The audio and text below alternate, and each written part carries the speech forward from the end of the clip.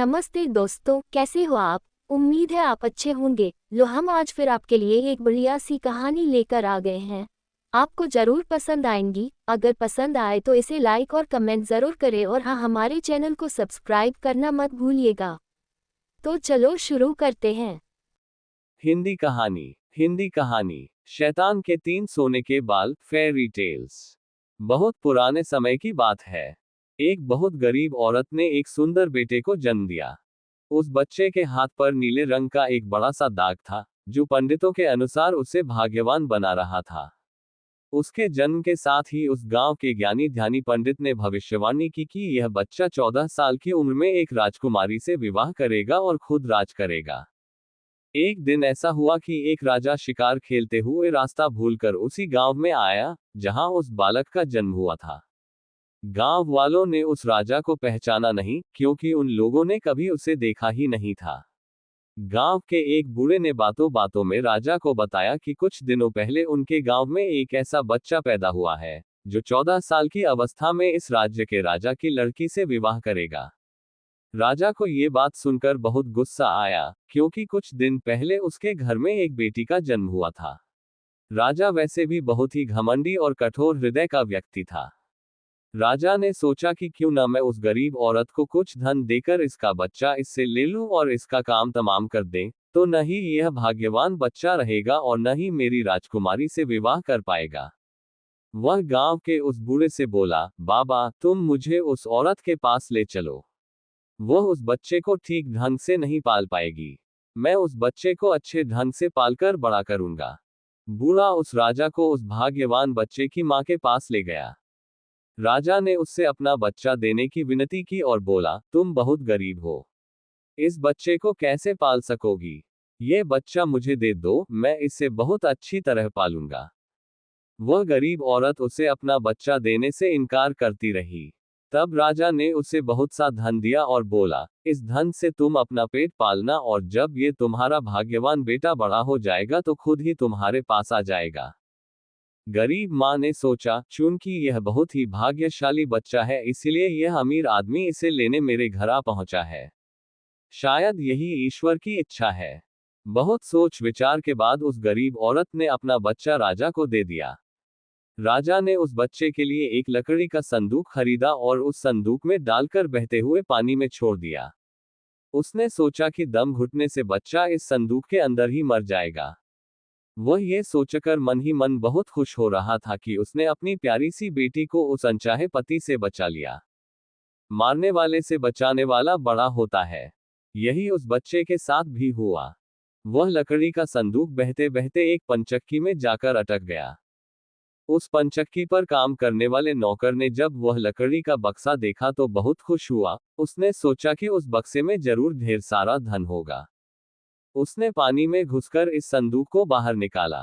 जब उसने संदूक को खोला तो देखा कि गंदे से कपड़े पहने एक बच्चा उसमें सो रहा था। नौकर ने सोचा कि यह बच्चा मेरे किस काम का, क्यों न मैं इस बच्चे को पंचक्की के मालिक के पास ले जाऊं। वह जरूर इसे अपने पास रख लेगा, क्योंकि उसका अपना कोई बच्चा नहीं है। ऐसा सोचकर वह नौकर उस बच्चे को अपने मालिक के पास ले गया। पंचक्की का मालिक उस बच्चे को देखकर बहुत खुश हुआ। उसने सोचा कि शायद ईश्वर ने उसकी पत्नी की प्रार्थना सुन ली और इस बच्चे को उसके पास भेज दिया। उन दोनों पति पत्नी ने बड़े प्यार और लगन से उस बच्चे को पालना शुरू किया। जैसे जैसे वह बच्चा बड़ा होता गया उसके चेहरे पर तेज आता गया। उसे कोई भी देखता तो देखता ही रह जाता। एक दिन एक घटना ऐसी घटी, जिसने उस बच्चे के जन्म के समय की भविष्यवाणी को सच्चा सिद्ध कर दिया। राजा किसी काम से उसी रास्ते से बाहर जा रहा था, जिस रास्ते पर वह पंचक्की थी। रास्ते में अचानक बहुत बड़ा तूफान आ गया, तो राजा को उसी पंचक्की के पास रुकना पड़ा। राजा ने उस सुंदर से युवक को दुकान पर बैठे देखा तो उस पंचक्की के मालिक से पूछा, क्या ये तुम्हारा बेटा है? ये तो बहुत ही सुंदर है। चक्की का मालिक बोला, यह मेरा बेटा ही है, क्योंकि हमने ही इसे पाल पोस कर बड़ा किया है। आज से करीब 14 साल पहले ये बच्चा हमें एक लकड़ी के संदूक में मिला था। राजा को पुरानी बातें एकदम ताजा हो गई। उसे चक्की के मालिक की बात सुनकर बहुत आश्चर्य हुआ कि वह बच्चा, जिसे वह अब तक मरा हुआ समझ रहा था, अभी तक जिंदा है। उसने उस लड़के को खत्म करने की तरकीब फिर सोची। वह पंचक्की के मालिक से बोला, क्या आप इस लड़के को मेरा एक काम करने की आज्ञा दे सकते हैं? मैं रानी के पास एक पत्र भिजवाना चाहता हूँ। ये पत्र बहुत ही जरूरी है। मैं इस काम के लिए इसे सोने के 2 सिक्के दूंगा। लड़के ने फौरन हाँ कर दी और चक्की का मालिक भी उसे भेजने के लिए तैयार हो गया। राजा ने झट से अपनी रानी को एक पत्र लिखा। उसने लिखा, जैसे ही ये लड़का तुम्हारे पास मेरा ये पत्र लेकर पहुंचे, तुम इसे मरवा देना और महल से दूर दफना भी देना। ये सब कुछ मेरे वापस आने से पहले हो जाना चाहिए। इतना लिखने के बाद उसने मुहरबंद वह पत्र उस लड़के को दे दिया। लड़का उस पत्र को लेकर राजमहल की ओर चल दिया। वह आज तक अपने घर से कहीं बहुत दूर नहीं गया था, अतः राजमहल का रास्ता नहीं ढूंढ सका और जंगल में ही भटकने लगा। शाम ढल चुकी थी, तभी अंधेरे में उसे दूर से रोशनी दिखाई दी। वह दौड़कर उस रोशनी की तरफ गया तो देखा कि वहां पर एक छोटा सा कच्चा घर था। उस घर में कोई दरवाजा नहीं था। जब वह उस घर में घुसा तो उसने देखा कि एक बूढ़ी औरत आग जलाए बिल्कुल अकेली बैठी है। वह औरत उस लड़के को अपने सामने देखकर डर गई। उसने लड़के से पूछा, बेटा, तू कहाँ से आ रहा है और तुझे कहाँ जाना है? लड़के ने जवाब दिया, मैं पास के गांव की पंचक्की से आ रहा हूं और रानी माँ को ये खत देने जा रहा हूं। पर मैं इस जंगल में अपना रास्ता भूल गया हूं। रास्ता ढूंढते ढूंढते शाम हो गई। अंधेरे में मुझे यही घर दिखाई दिया, इसलिए मैं रात गुजारने के लिए यहाँ आ गया। उस बूढ़ी औरत को उस लड़के पर बहुत दया आई, क्योंकि वह डाकुओं के ठहरने की जगह थी और वह बूढ़ी औरत उन डाकुओं की नौकरानी थी। उसे डर था कि अगर डाकुओं ने उसे देख लिया तो उसे मार डालेंगे। लड़के को ये जानकर पहले तो कुछ डर लगा कि वह डाकुओं के घर में घुस गया है, पर अंधेरे में कहीं और जाना भी आसान काम नहीं था।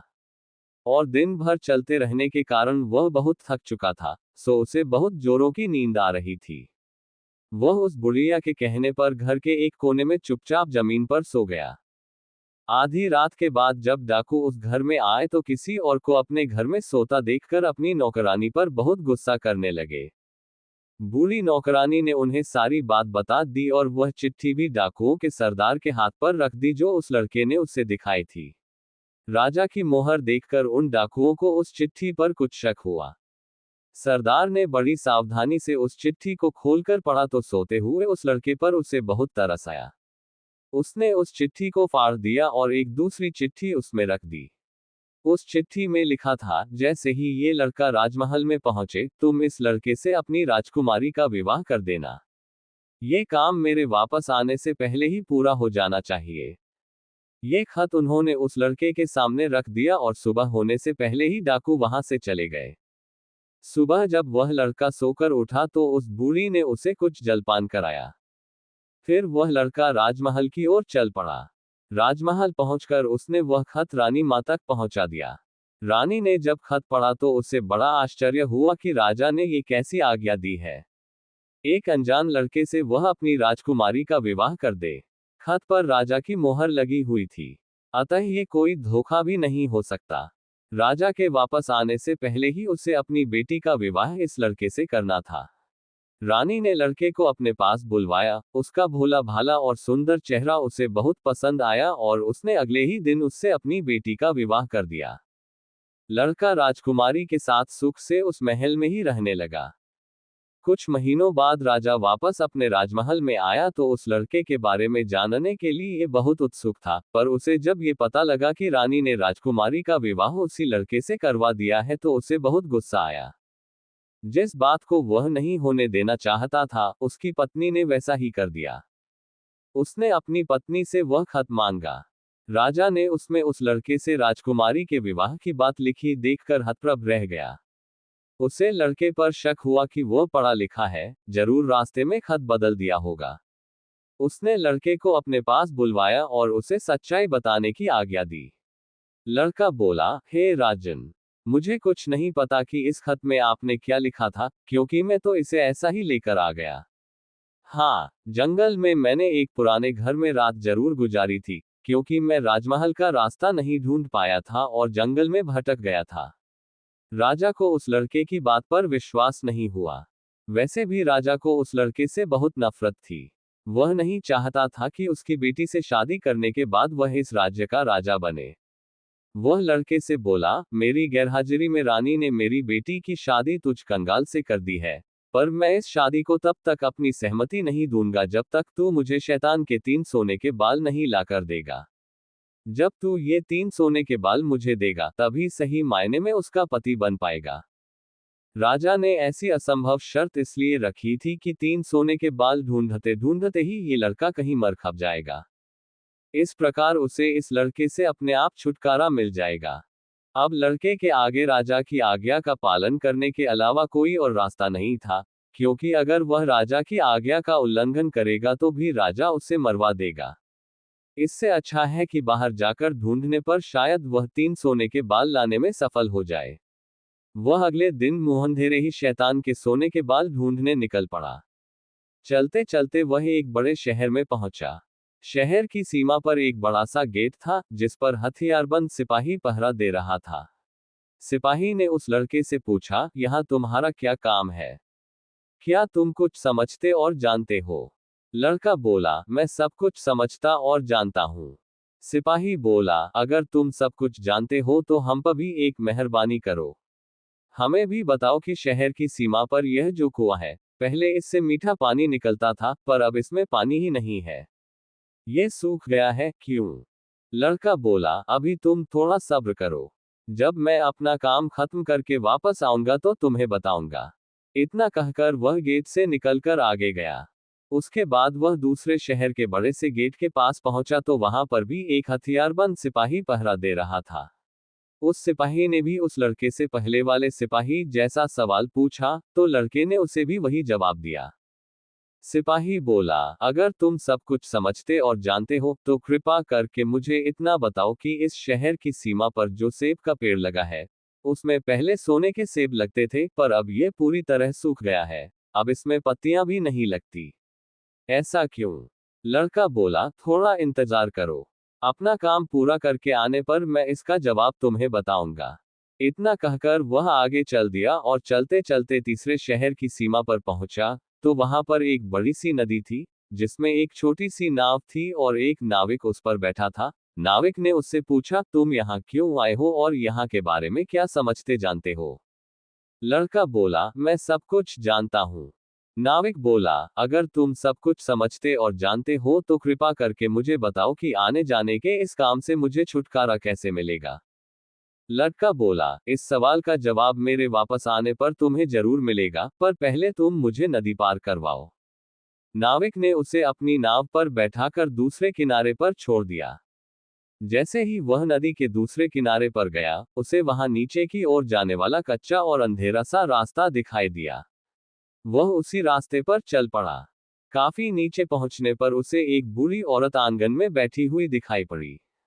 जैसे ही उसने उस घर में प्रवेश किया तो उस बूढ़ी औरत ने उससे पूछा, अरे बच्चे, तू कौन है और यहाँ पर क्यों आया है? तुझे पता नहीं कि यहाँ पर शैतान रहता है? लड़का बोला, मैं ठीक जगह पर आ गया हूँ। अब तुम मेरी सहायता करो। मुझे शैतान के सिर के 3 सोने के बाल चाहिए, नहीं तो मुझे मेरी पत्नी वापस नहीं मिलेगी। बूढ़ी औरत बोली, बेटा, ये तो तेरी बहुत बड़ी मांग है।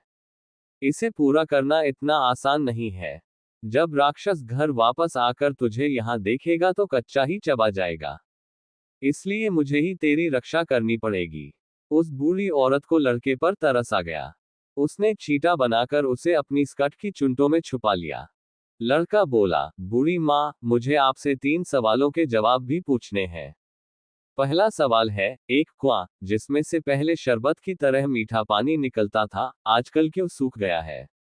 दूसरा सवाल है कि एक सेब का पेड़ जिस पर पहले सोने के सेब लगते थे, अब उस पर पत्ते भी नहीं लगते, वह पेड़ क्यों सूख गया है?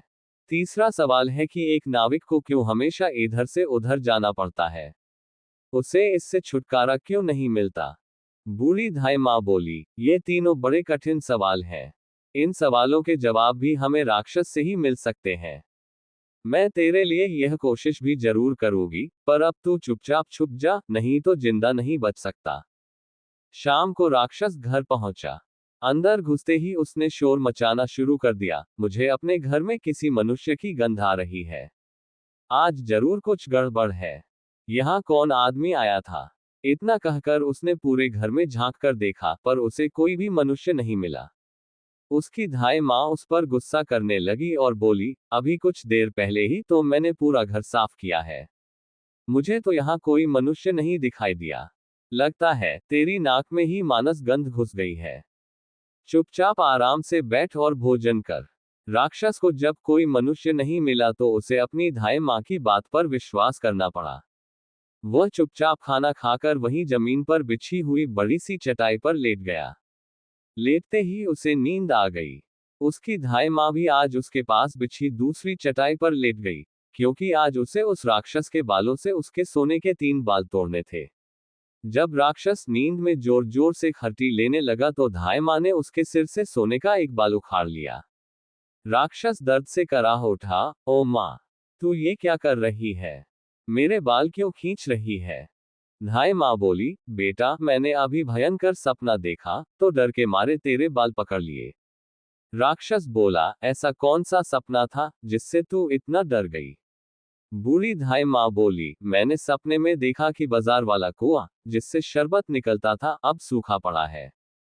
इसमें किसका कसूर है? राक्षस बोला, इसे सिवाय मेरे कोई नहीं जानता। उस कुएं के नीचे एक बड़ा सा पत्थर है और उसी पत्थर के नीचे एक बड़ा सा मेघ रहता है। अगर उस बड़े से मेघ को मार दिया जाए तो उस कुएं से फिर से शरबत निकलना शुरू हो जाएगा। इतना कहकर राक्षस फिर जोर जोर से खर्टी भरने लगा। धाई माँ को जब विश्वास हो गया कि राक्षस पूरी तरह से सो गया है तो उसने उसके सिर से सोने का दूसरा बाल उखाड़ लिया। राक्षस फिर जोर से चीखा, ओ माँ, ये तू क्या कर रही है? धाई माँ बोली, बेटा बुरा मत मान, मैंने फिर से एक अजीब सा सपना देखा था, तभी डर के मारे तेरे बाल मेरे हाथ में आ गए। राक्षस ने पूछा, ऐसा कैसा सपना था जिससे तू इतना डर गई थी? बूढ़ी माँ बोली, मैंने सपने में देखा कि उस राज की सीमा पर जो सेब का एक पेड़ है, जिस पर पहले सोने के सेब लगते थे, अब सूख गया है। इसके सूखने का क्या कारण है? राक्षस बोला, इस पेड़ की जड़ में एक चूहा रहता है जो इसकी जड़ों को काटता रहता है। अगर उस चूहे को मार दिया जाए तो वह पेड़ फिर से सोने के सेब देने लगेगा। पर अब तू मुझे अपने सपनों से परेशान मत कर, मुझे चैन से सोने दे। इतना कहकर थोड़ी देर बाद वह राक्षस फिर जोर जोर से खर्राटे लेने लगा। जैसे ही बूढ़ी माँ को लगा कि राक्षस सचमुच सो गया है, तो उसने तीसरी बार सोने का बाल उखाड़ लिया। अब तो राक्षस गुस्से से आग बबूला हो गया और धाई माँ को खरी खोटी सुनाने लगा। धाई माँ उसे शांत करने की कोशिश करने लगी, फिर बड़े प्यार से बोली, बेटा मैं इन अजीब अजीब सपनों का क्या करूं? अभी अभी मैंने फिर से एक अजीब सपना देखा। राक्षस बोला, ऐसा कौन सा सपना देखा, जल्दी कह, मुझे जोर से नींद आ रही है। बूढ़ी माँ बोली, मैंने सपने में देखा कि मुझसे एक नाविक शिकायत कर रहा था कि उसे हर समय इधर से उधर जाना पड़ता है। उसे इससे छुटकारा क्यों नहीं मिलता? इसमें उसका क्या कसूर है? राक्षस बोला, वह नाविक मूर्ख है। जिस दिन वह किसी और आदमी के हाथ में अपना चप्पू दे देगा, उसे हर रोज के आने जाने से छुटकारा मिल जाएगा। इतना कहकर राक्षस फिर से अपनी चटाई पर लेट गया और खर्राटे लेने लगा। अब धाई माँ ने उस लड़के को अपनी स्कर्ट से निकाला और उसे 3 सोने के बाल देकर बोली, अपने तीनों सवालों के जवाब तो तू सुन ही चुका है। अब ये ले 3 बाल और तुरंत यहाँ से भाग जा। लड़के को असली रूप में करने के बाद धाई माँ ने झटपट उसे घर से बाहर निकाल दिया। लड़के ने हृदय से उसको धन्यवाद दिया और अपने ससुर के राज्य की ओर चल पड़ा। रास्ते में उसे फिर वही नाविक और पहरा देते हुए दोनों सिपाही मिले। नाविक ने जब उसे दूसरी ओर उतारा तो वह लड़का बोला, तुम अपना ये चप्पू किसी और के हाथ में दे देना, तभी तुम्हें इस रोज रोज के आने जाने से छुटकारा मिल जाएगा। जब सिपाही को उसने उसके प्रश्न का उत्तर बताया तो उसने बहुत सा धन एक गधे पर लादकर उस लड़के को इनाम के रूप में दिया। वह उस धन से लदे हुए गधे को लेकर जब पहले सिपाही के पास पहुंचा तो उसे भी उसके प्रश्न का उत्तर बताया। उस सिपाही ने भी बहुत सा धन एक गधे पर लादकर उसको इनाम दिया। अब वह सोने के 3 बाल और 2 गधों पर ढेर सारा धन लेकर अपने ससुर के पास पहुंचा, तो उसे देखकर राजा हैरान रह गया। तीनों बाल और धन से भरे हुए 2 गधों को देखकर राजा ने उससे पूछा, तुम्हें यह इतना ढेर सारा धन कहां से मिला? लड़का बोला, मैं नदी के उस पार गया था, वहां मुझे बहुत सारा धन मिला, उसमें से कुछ धन मैं अपने साथ ले आया। राजा को लालच आ गया। वह लड़के से बोला, क्या मैं भी नदी के उस पार से तुम्हारी तरह कुछ धन ला सकता हूं? लड़का बोला, क्यों नहीं। उस नदी में नाव पर एक नाविक बैठा है, जो अपनी नाव से आपको उस पार ले जाएगा, पर आप उसका चप्पू उससे लेकर नाव को खुद चलाएंगे तो नदी की दूसरी ओर पहुंचकर ढेर सारा धन ले आएंगे। लालची राजा इतना सुनकर नदी की ओर चल पड़ा।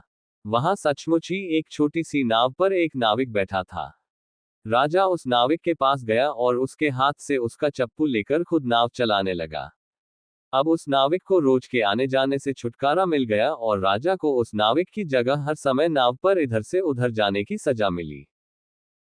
तो ये थी आज की कहानी। कहानी अच्छी लगी हो तो कृपया इसे लाइक कमेंट जरूर करिए और हाँ, हमारे चैनल को सब्सक्राइब करना मत भूलिएगा। आपका बहुत बहुत धन्यवाद।